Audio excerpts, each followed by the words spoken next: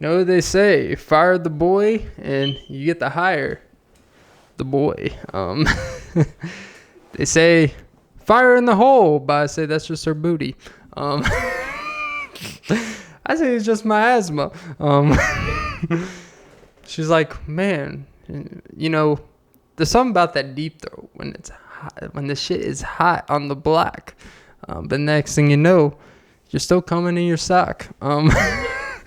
And then you spray it like a Glock. And then you're suing Disney like The Rock. All right. No, I keep seeing these headlines that The Rock is suing Disney for $3 billion. And I think that shows where we are in our society. That The Rock can sue Disney for $3 billion. Like, when is the last good Rock movie? What was he in? Journey to the Center of the Earth? Like, what? Like, why is there a journey to the center of the earth? Like, if you actually went to the center of the earth, I actually think he would be dead. So I think it's actually a misleading title. But hey, you know, fuck me. Itsy bitsy spider went up the water heater. Next thing you know, it's my dick that's moving up the meter. And that's what happens when we wear a wife beater to the gym. You see the background noise. That's how you know this shit's about to be hot. Shit's about to be so hot that, you know, she's wondering why. Yeah, the shit's just hot. Just nothing like an orange blanket, looking like an orange and cream ice cream, devoured. I'm such a fool. But yeah, welcome to episode 195 of the Often Be Podcast with Clint Nelson. I'm your host, Clint Nelson. I always do a head nod, like I'm reinventing the wheel of introductions. Don't forget to like, follow, comment, subscribe, hit the notification bell. But most importantly, ladies and gentlemen, don't forget to suck some titties. And nothing. You know, I'm not going to say. Because I want to blow my cover. I'm like an FBI agent. Like FBI agent in Guantanamo Bay. Because, you know, I'd be selling the crack. That sounded gay. That's fuck. Oh, Jesus. This is going to be... I'm just going to warn you guys. This one's going to be a little cuckoo for Cocoa Puffs. But I'm going to be so fruity. You can find the pebble on the beach because I swim so deep. You know, you find those misidentified shark that they put on National Geographic. The deep sea. You know, they say like only 3% of the ocean has been discovered. It's like, well, I don't say that about the pussy because I would say at least 96% has been discovered. The pussy is basically like the ocean. I'm not talking about just because of wetness. I'm talking about literally because the ocean, they say, is like only 3% has been discovered. Or whatever the fucking number is. It's like, first of all, you're really telling me because I know there's 2,000 plus years, 2023 years of after Christ. But if you believe in BC, and I'm not talking about black cock, because that's been around for a long, long time. But maybe it should be called NC. I'm not talking about NC-17, but new cock. Nubian cock. Maybe Nubians only identify for women. I don't know. That's how ignorant I am. I'm a fool. Like, if you see a black cat, do you say Nubian cat? NC. This is... I would plug in, but, you know, you might pull the plug out. But yeah, it's a wide range of anal cavity. I haven't been to a sex shop in a while. But one thing why would they make glass design anal plugs? Like, why? Like, that doesn't make any... Like, I would be... If I was a girl... Well, I guess you don't have to be a girl to stick something up your ass. But preferably, if you're a girl and you stick a glass thing up your ass, you're not worried about it breaking? You're not worrying about glass shattered? It's basically like if a robber were to enter your booty hole. They're breaking the window. They're shattering the glass, or you may break the shutters yourself. But if you break the glass in her booty hole, like, you know, that's not what you want to cut in the business. You're gonna need a lot of, what is it called? Hydroperoxide? Peroxide, yeah. But yeah, that shit burns. I've never understood the whole alcohol on the cut thing. It's like, why put alcohol on something that's already a deep wound? Like, if you got a divorce, the worst thing you do is put more alcohol on the wound. I feel like that would actually make it worse. Ironic, come from a guy who, you know, decided to get a little beforehand. But, oh, the boy. I would thrust the bust, but I just want to gust the rust. I would even thrust a dusty woman right now. Not for real, but, you know, I love me some dust. Because, you know, it gives me an excuse to not breathe well. Breathe in, breathe out, breathe in, breathe out. I love me a hairy bush. That's the name of the band, by the way. That's the name of the band, all right? I'm speaking to my audience of one. The anonymous audience of one. I guess it's AO1, like A1 sauce, because, you know, I put a stake in the ground. All right, Clint. And I am pretty rare. I actually put that in a rap one time. Like, I put a stake in the ground so they know it's well done. That's an actual line. I'm not even joking. I wrote that shit and called it, you know, bars. I'm so bars. I put a nutty in her car. Have you ever nutted in a car? In your own car? That's why my windshield's dirty. Wait, who needs windshield fluid, or what is it called? Windshield wiper fluid? When you got WWF, that's like World Wrestling Federation. Oh, Jesus, because I'm always wrestling with the cleanliness of my car. Next thing you know, I'm the big ass star. Next thing you know, oh shit, I didn't have to fart. But you know what? I will putt up the par. Next thing you know, I'm like sauce on fish because I tarred tur. That was bad. I'm not going to lie. That was really bad. Oh, Jesus, only 7 minutes in, but who needs 7 minutes? They say 7. Well, what's the term? When you go in the closet with a lovely lady when you're like 14 years old, 7 minutes in heaven. It's like, I appreciate the generosity that it took me 7 minutes. Because, you know, who kisses for 7 minutes? Have you ever put your lips on someone for more than like 3 minutes? You get real dry. Your breathing gets fucked up. You start wondering, like, what the fuck am I doing with my life? Like, is this person really worth 3 minutes of my lips? That kind of sound like a dick. But hey, you know. In 7 minutes, like, what is it called? 7 minutes in heaven? You know, they say for every cat goes to 7-Eleven. But I forgot the rest. The rest of the episode I'm dreading. Oh, Jesus. But yeah. These fucking spiritual bitches on YouTube. I swear to God. I swear to Jesus. And I don't even know if I believe in Jesus or God or the spiritual being.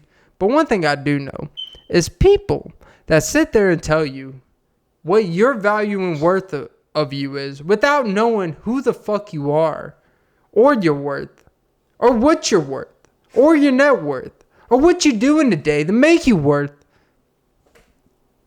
You know, they sound like good Ponzi schemers. But they always have a smack to their lips. They're always like, okay.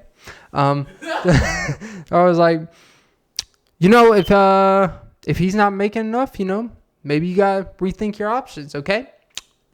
You ever thought of that? They always smack their fucking lips.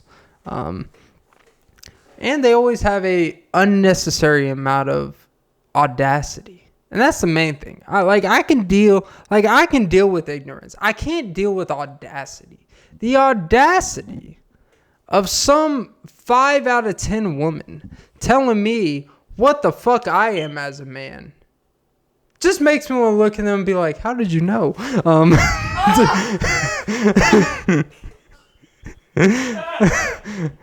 God, you know I'm on one, but as Drake would say, I'm on one. Look at me. I'm an evolving person.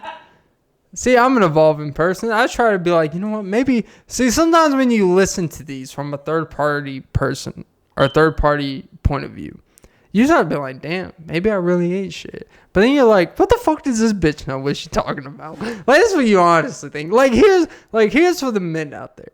Like, I know, like, you know, you gotta listen to what the world tells you, what you're not. But, you know, sometimes you gotta look at these motherfuckers and be like, what the fuck do you know? Like, when's the last time you've changed a tire? When's the last time you've actually, you know, inseminated into a girl on purpose? Like, when is the last time you've actually went to a doctor's appointment because you voluntarily just needed to get a checkup and didn't have a hemorrhoid, or you didn't have a cyst on your dick? Like, when is the last time that people actually know who the fuck you are? And that's when you tell them, like, I don't know who I am, because I'm in love with who I am. If I were to ever date a porn star, I don't even think I would be caught up on the number of dudes they fucked, honestly. And I wouldn't even be caught up on the potential STDs or the HIVs or the chlamydia. It would be a bump in the road, but yeah. It's the end of the road. But one thing I would worry about, and I actually came across this recently with a woman that did 584 adult scenes before she married someone, which, you know, I guess congrats. But then in her confessional video, she talked about how, man, no one in my family wants to show up to my wedding where I confess my love and someone takes me down the aisle and all this shit. And, like, the thing is, like, she literally looks like she's been fucked by 584 guys. And I don't know if fucking ages you. I guess it sweats you out, and it's a lot of energy, and a lot of energy takes a lot out of you and it puts some bumps on your skin. But she literally looks like someone that's fucked 584 guys. And I am not a judger of your body count per se. I'm not I don't know what the number of a girl would tell me if I was seeing a girl. I don't know what the number would be if she was like, hey, yeah, actually I've fucked X amount of dudes. I don't know what the number would be where I'd be like, ugh. There may be some be like, oh Jesus, but I'll be like, because little does she know I multiply by 4. Not really. Girls have it so much easier. I have to actually, you know, love them. I have to actually, you know, make time for them and shit. Where, like, I can't, like, more times than not, if it's a girl that doesn't have chlamydia, I can't just be like, hey, you trying to fuck tonight? Like, chances are, you know, she's got a finals tomorrow. Like, well, if you don't have a job, like, you know, you probably, like, if you have a job, you probably don't have, like, oh, it's 3 a.m. Let me go fuck some guy because I have to wake up at 9 a.m. Like, you know, there's standards to this shit. Older women typically play harder to get so you can sit there and work harder for no fucking reason. But, you know, standards. And the standard of this podcast is very low right now. And so is the waist limit of my Johnson & Johnson. Who needs a vaccine? It's almost like this podcast is vaccinated from subscribers. Put that in the arm and I'll strangle you. Because I'm a man, boy. I can't remember the last time I arm wrestled. There's actually some person at work that's been trying to arm wrestle me for months now. And it's like been this ongoing thing. They're talking about every time they pass by me, like, hey, man, I got an arm wrestling table in the back of my truck. I'm like, why do you have an arm wrestling table in the back of your truck? That's the first question among anything. It's like, it's one thing to go, like, honestly, it would make more sense if you just had boxing gloves, like, on site. Like, if you want to fight someone, hey, I got some boxing gloves. You just want to sell this in the parking lot. Like, hey, man, you know there's a way to settle real man strength? I got a freaking wood arm wrestling table that we can place our elbows on. And one of us can break our UCLs in our shoulder. And we can see who can shoulder press the most, even though arm wrestling is actually one of the least forms of showing who actually has the most overall strength, because it actually is very dependent on like your it's very dependent on your blood sugar levels, believe it or not. It's actually a true thing. Yeah, I know. Yeah, it's crazy. But it's actually it's not dependent on your actual arm strength. Actually, a lot of the strength comes from your back and your shoulders. Because think about it. You put your elbows on, you put them down, but you're not using your forearms or your bicep. Like, some dude can bicep 50-pound dumbbells, and I could bicep my 30-pound dumbbells. But I could fuck the shit out of him on an arm wrestling table because I have great elbow strength, because I control the weight. Motherfuckers, if you go to the gym and you don't control the weight, you don't do the weight. That's the way I look at it. Like, I would be the harshest drug. I would be a harsh drug, because I would be sitting there, you'd be consuming me, and I'd be like, you dare consume me? I'll be like, do you realize you just fucked up, boy? You about to be fucked up and hate the next 3 days of your life. But, like, shit, what the fuck? See, I don't even know what the fuck I'd be talking about. But no, like, if you were a drug. Yeah. If I were a drug, your love is my drug. Love is a drug, by the way. But it is a beautiful, loving, caring, pom-pom drug. Oh, good thing the camera's above the waist. Because I am going completely commando. And that means without the shorts, too.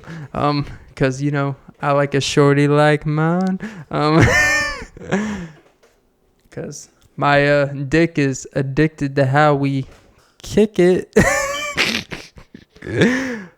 Jesus. I'll bow to the wild, to your style, to your crowd. I'm your main man because you know that I chow. Oh. But yeah, no. Arm wrestling. Oh, no. Yeah, no. Controlling the weight. Oh, no. I would be a harsh motherfucking judge of like a lifting competition, a strength competition. Because I would be not looking if you did the weight. I'd be looking how you did the weight. The angle of your elbows. Did you actually control the weight? Were you shaking like a little bitch?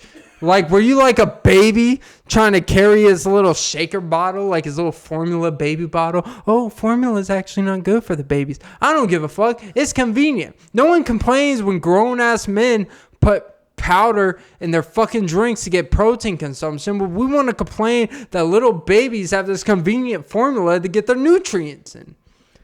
You know what? Maybe that's why we are conditioned for powder for our nutrients. Because we start from a young age from formula.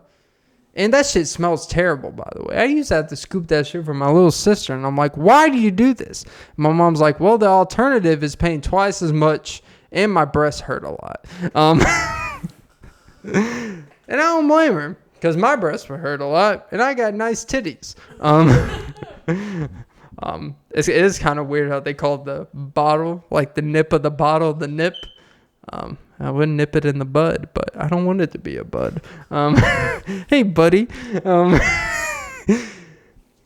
Oh, Jesus.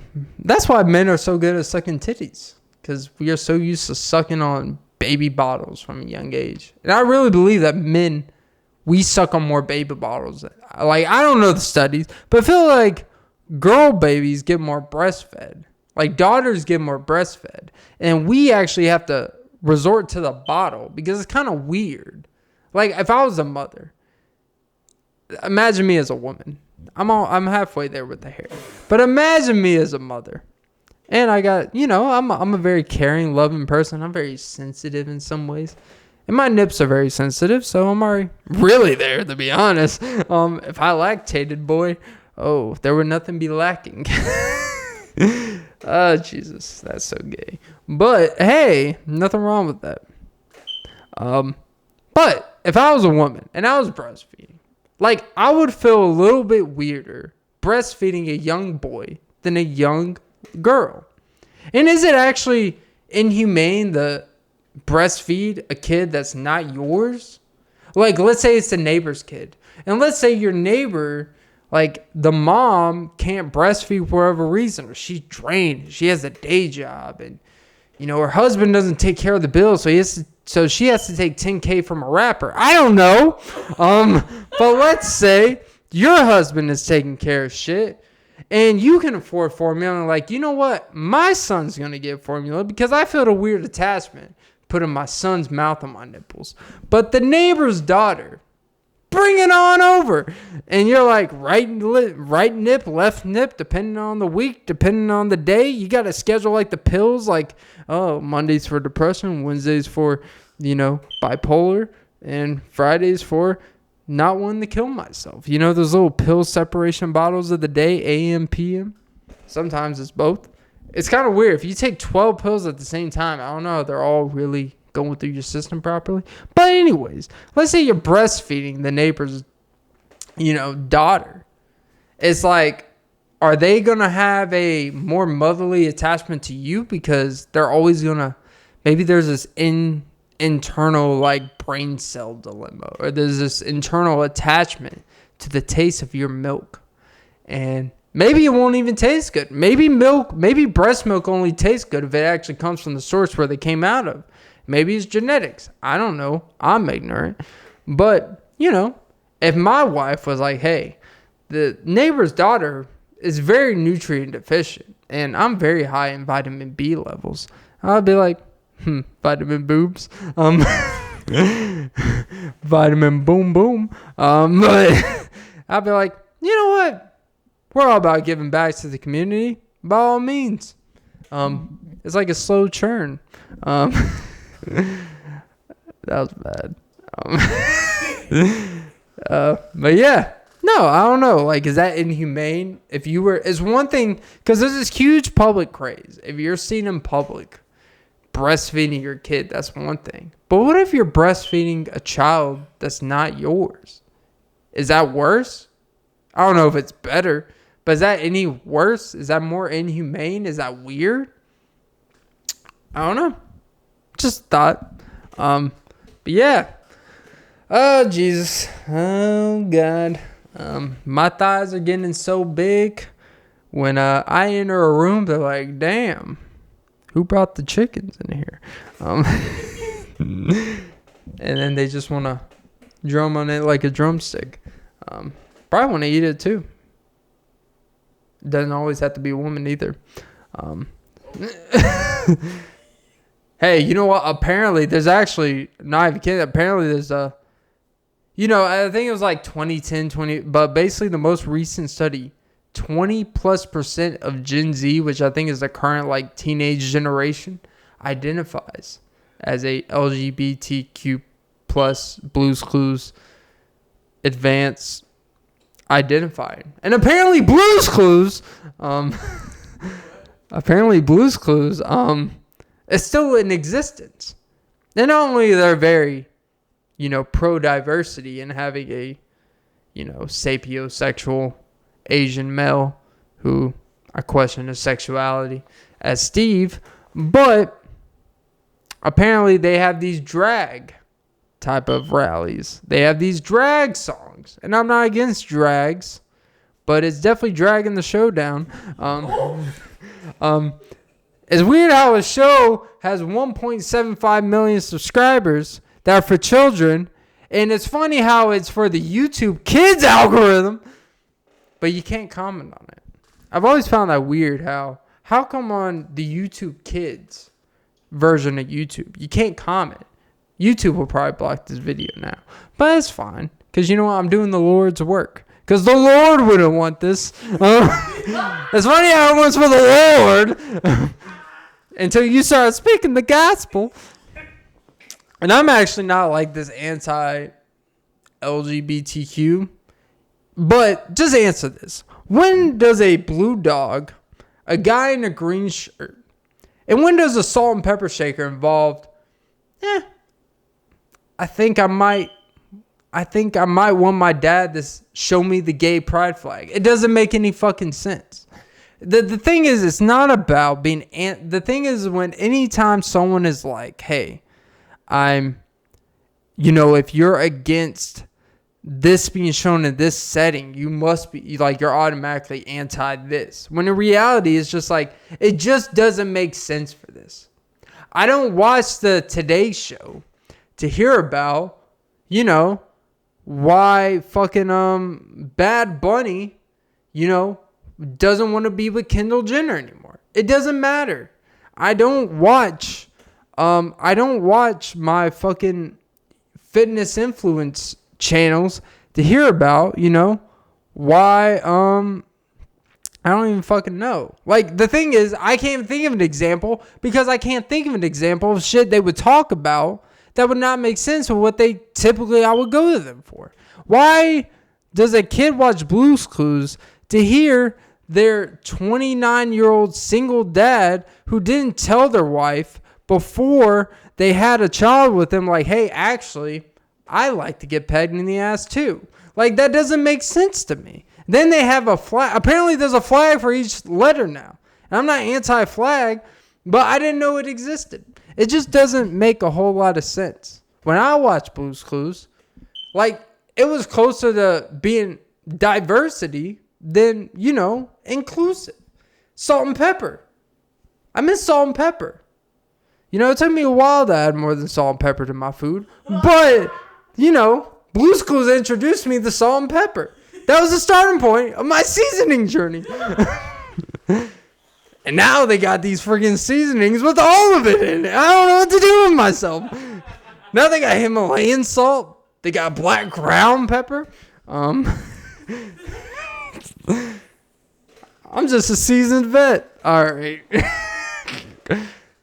I guess technically if you are an adult and you used to watch a lot of children's shows, you're a seasoned vet. But I don't know if you guys ever been to the seasoned aisles at a grocery store, but that shit is hard to fucking look through. The seasoning aisle is a whole different animal.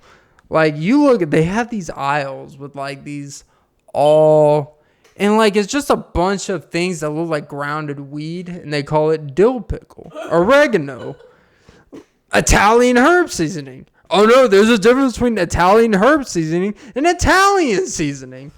It's like, I don't know, it all looks like flaky green stuff to me. Jesus. But yeah, no, I just, it just doesn't make sense to have, it just doesn't make sense in a kid's show. Really, I'm not a fan of any show really pushing or promoting anything like religion, personal choice in life, which is kind of weird. We call sexuality personal. It's a lifestyle choice, but then they also say it's intuitive in how they were born. I don't know, just me. Maybe. It's just I don't know.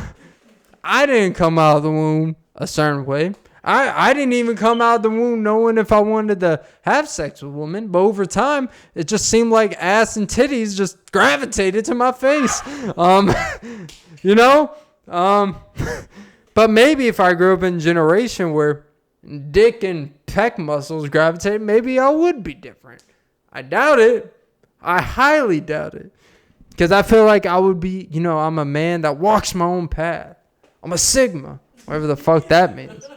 All these like alpha, delta, beta, sigmas and shit. It's like, whatever happens, just think for yourself. And navigating your own life, not identifying with a terminology that tells you who the fuck you are, who the fuck you're not, and actually be able to develop your lifestyle choices based off your life experience, the way you see things, and just be who you naturally are. What happened to that? Can I give a round of applause? God damn it. I know it makes too much sense out here. But hey, all these ass wipes that like live in this, especially these podcasts that are just these 5 dudes talking to 5 dumbass women that they pick out because they know they can't actually form a full sentence. So they think that they know what the fuck they're talking about. In reality, they're just as dumb, and they just put themselves with weaker individuals who don't even know what the fuck they think yet, who think on the simplest levels, and they make themselves look a little bit better than who their opposition is. It'd be like me if I put a Down syndrome person across the table and try to basically debate them on things that they don't have a real grasp on because they don't have the ability to look beyond just a singular focus that they are an expertise in. So you have these podcasts, you have these ass wipes that call themselves red pill. Imagine how pathetic of a human being you are to call yourself an idealized with a pill, a fictional pill. Like you're in the fucking Matrix. You're not even Keanu Reeves of the Matrix. Like, you identify with this, like, we call this world like a Matrix. I don't even know what that means, because to be honest, I've never really watched the Matrix in full. But I guess it's really when you say we're living in a Matrix. We're not really living in the full reality. We're living like an alternate reality. And the only reason why we're living in this reality that we currently are is because in the other realities, we are so incompetent to fulfill our full prophecies that we have to find other realities that actually be worth the shit. To be in a lesser individual because of what we couldn't fulfill in another. Damn, that's actually kind of deep. That's so deep in the pom-pom. Every time I try to say something nice, I ruin it. Jesus. But you know what? That's part of growing as an individual.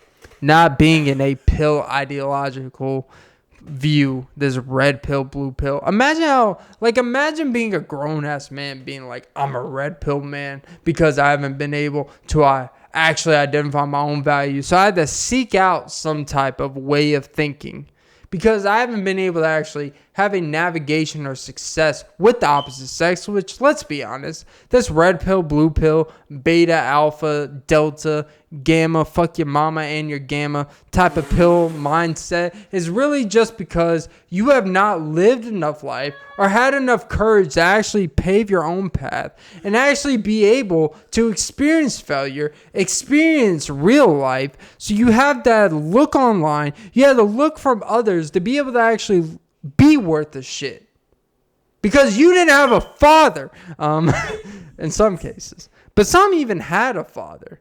And the sad part is they try to, my father was this and that. It's like, you know what?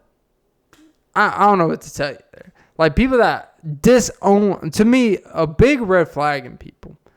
I know, kind of going off the track here. A big red flag in people when I meet people is people that blame their parents for their lack of competence, or they blame their parents for the way they are.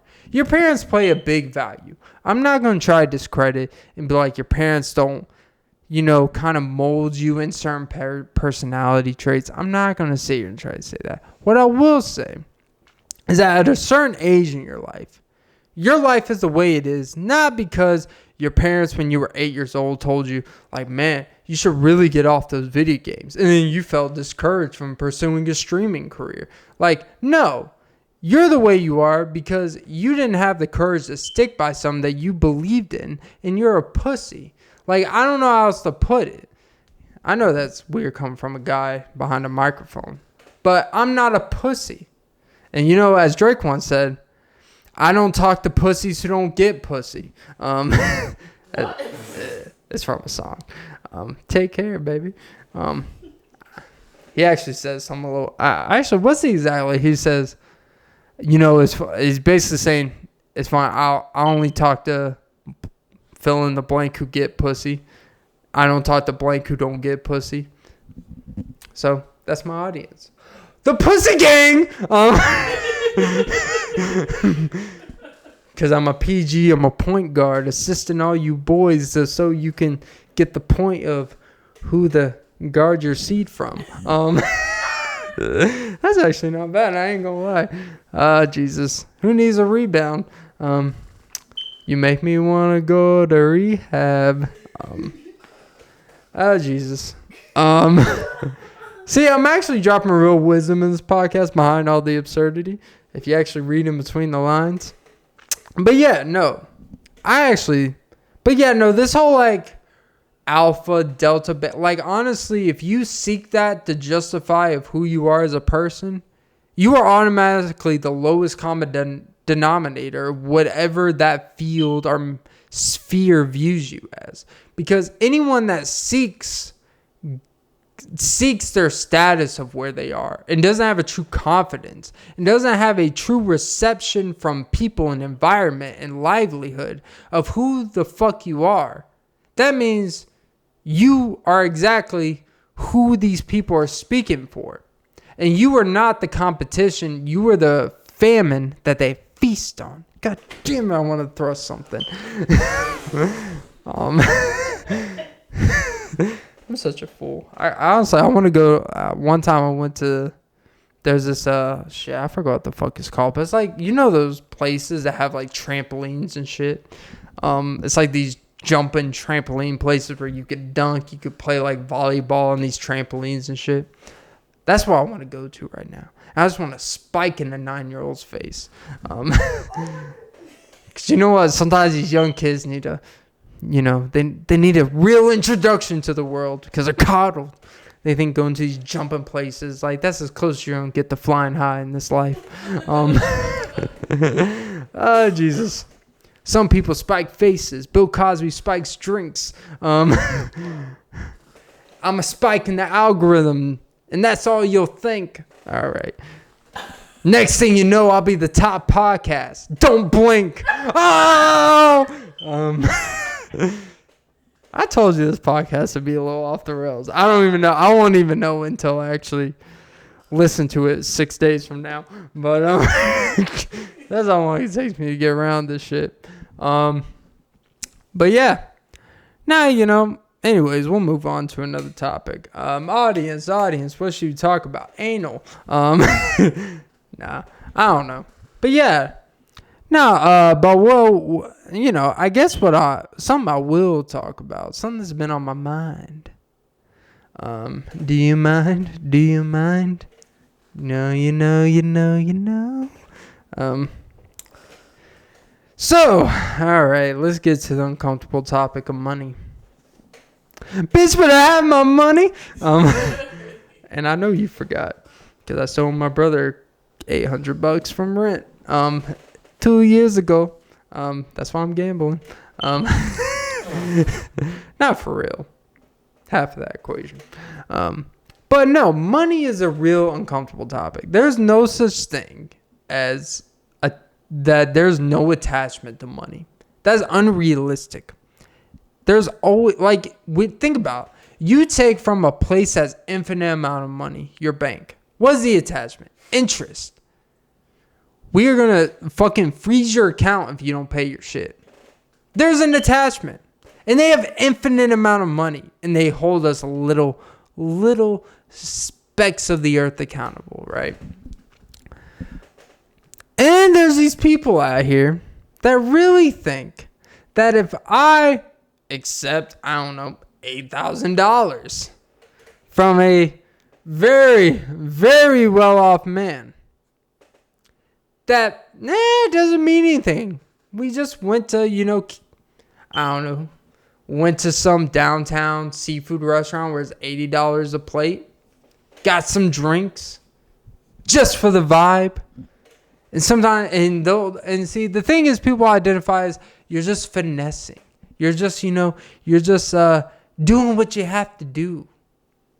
But the realistic output of this is not that, even if that day there's not something you have to give up, even if a year from now there's not something you have to give up, the more resources someone has, the more they have to hold against you. And that's the thing that I don't think people in general realize, is that there's honestly, in today's society, and I don't want to make about money, I just use that as an excuse to talk about something. There is no such thing as no strings attached. Everything you do, Everything we have, everything we feel, everything we love, everything we hate has a string attached to it. The more credit, the more attention you give to something, that is a string attached. That's why when you always hear people talk about getting back in an ex, or you hear people talking about, oh, I'm going to prove them wrong. I'm going to level up, whatever the fuck that means. It's like, why did you need her to tell you that you're a piece of shit to just make $4,000 a month? Get your shit together. It's like, oh yeah, I'm going to prove her wrong. I'm going to make 20 an hour. It's like, it shouldn't have taken her to tell you to do that. That's the point. You need to have this respect for yourself. And that's really what people want from people, is self-respect. Because when you have self-respect for yourself, I don't need to question if you give a shit about yourself. And so when it comes to this money thing, money is this fascinating thing. How much does it matter? How much does it doesn't? Money, like I heard earlier, which I didn't need to hear it earlier. It's obvious. Money and sex are the two main reasons why people divorce. Mostly the money part. People will deal with bad sex if, you got a unlimited pasta in the pantry. But they will not deal when you don't have the opportunity to have unlimited pasta. And I know that's a basic bullshit type of situation, but it's like money is this thing where you don't want it to be the reason why things are working, but you don't want it to be an excuse why it doesn't. That's bars. It's a real thing. You don't want money to be the reason why you divorce. You don't want money to be the reason why you can't do things. Money provides freedom, not because an excess of it makes you be able to do things that you can never imagine. But not having it will make you realize how much you can't really do and how much of your freedom of an individual you truly lack. And so money is this weird, touchy subject. And I'm not just talking about between couples. It's a touchy subject to even talk about with coworkers. It's a touchy subject to talk about with parents. When's the last time you told someone how much you had in your bank account? I've never told how much I have in my bank account. I'll allude to it to kind of say like, hey, yeah, I can't really go out with you tonight. I got to pay this and that. It doesn't mean you couldn't go out and actually be able to pay those things, but it's like the fear of, man, like you were so inferior and you did not do what you need to do to be on top of shit, to enjoy the simplicity things, the simple things in life. Is a weird money will humble you. The lack of money will humble you, not because of what your lifestyle and what you can or can't do, but it's like you realize without it how much power you really don't have in this world. And especially the lower end of the spectrum you are.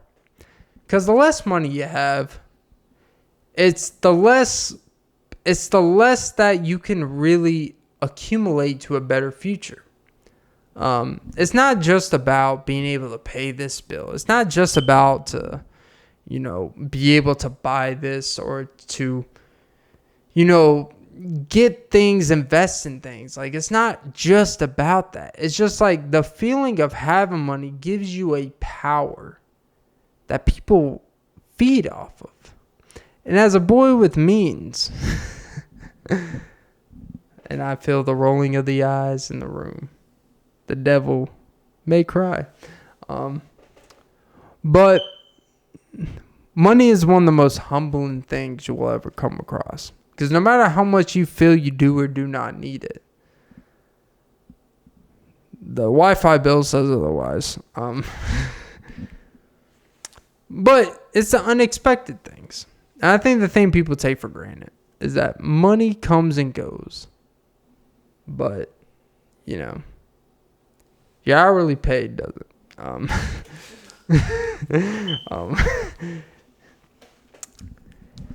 and inflation is not a real thing, apparently. But not any jizz. Have you ever made it rain on a stripper? It's actually fun times. Because my friend, he used to own a club, right? And there used to be these private stripper nights. Rest in peace, Myron. I forgot the name. I remember kind of where it is. But, you know, when I was a young pup, like 19, he introduced me, when I used to carry his DJ equipment around, he kind of introduced me to this different life that I was accustomed to. And I think it really adjusted, like, my worldview. Because I wasn't closeted. I was never, like, hampered. And I was never, like, what do they call when, like, parents put their kids in a bubble? I was never that. But I never really seeked out anything beyond just whatever. And he, you know, going with him to these, like, downtown Atlanta events, or going to Stockbridge, or going to these private public party events where it's so different environments, you truly learn about human nature, not just female nature, but honestly human nature, and how these things actually work, and how fun it can be when you're actually competent at it. And he used to only take $50, like literally, because a lot of these people call him because they knew him. So he'd only take $50 for each event. And what I realized about that is, man, like, it's good that you're doing a favor, but at the same time, you need, like, you know, you have a wife and kids. Like, why are you taking these discounts when you're providing this crazy 3-4 hour service? And he's just like, well, you know, because I know these temporary discounts, when I need something, these people are going to be there for me. Now, he didn't live long enough, to be honest, to really reap those benefits. But you sense when he was there how much, like, love will make up for the amount of money he wasn't getting for those events. And that's one of those things where it actually taught me how important, like, interpersonal time is with people, and events, and how events like that, like these DJ events where it's for a party or where everyone's having fun and stuff, how loose everyone is. And when you get people in loose environments, you know, you get some Afro beats twerking.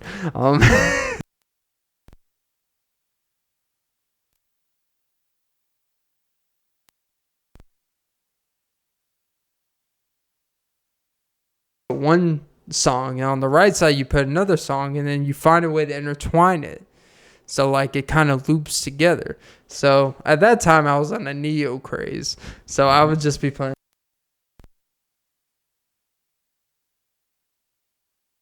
I'll be playing like Bobby Brown Slow Down, and then I'll be playing like Cassie, Me and You, and it would not work together at all, but he had to go to the bathroom, so I would just loop these things together. And what you realize is people aren't really caring the music that's being played. It's the fact that everyone's there for the music to be played. Because that shit was trash, what I was doing. I ain't gonna lie to you. The bass would be all out of whack. The intertwine, it would be like, me and you, slow down! Now I got up like, all right. But the power of people will always overpower the power of money. And the experiences I got from those truly formed me to actually interact with people in a casual manner. Because that's where I actually learned how to talk to people. Is I learned more from those like 9 to 10 events I went over a 2-year span, more than I ever did in school, more than I ever did in any work environment. Going to those events and actually interacting with people, putting yourself in uncomfortable situations, will make me more connections, will make me more money down the line than anything I've ever done before. And sometimes human interaction is the real key to making a lot of fucking money without even having it yet. So yeah. On that note, that was episode 195. Stop nibbling my cord. That was episode 195 of the Often Be Podcast with Clint Nelson. I am your host.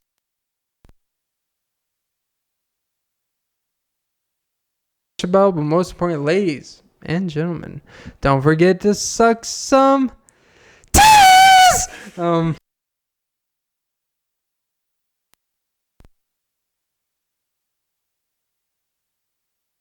But yeah, have a great day whenever this is posted, and just know I was a little inebriated. But not too inebriated. I was here. I was present.